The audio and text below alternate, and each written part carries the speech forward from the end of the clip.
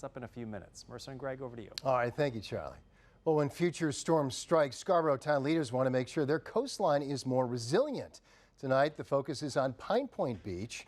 A new report claims that parts of town will be underwater in the decades to come. As CBS 13's Julia Simone reports tonight, many experts say now is the time to act.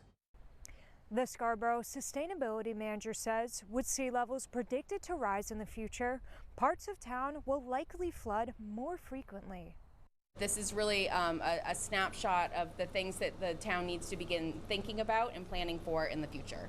Between March of 2022 and May of 2024, Maine had 9 presidential disaster declarations following extreme storms and other events. During those storms, a coastal surge and record high tides tore into parts of Scarborough's coastline. Both Higgins and Pine Point Beach faced significant damage. When a fence blows into the pool and you've got water all over the place and sand, it's a mess. We got rid of the wood fence and we put an iron rail fence so the wave action and the water can flow through rather than create a barrier. Around the time those storms hit, the town hired a consulting firm of engineers and scientists to look into where Scarborough is vulnerable. Tonight came the firm's recommendations: deploying temporary flood barriers, establishing evacuation routes, and elevating Pine Point Road.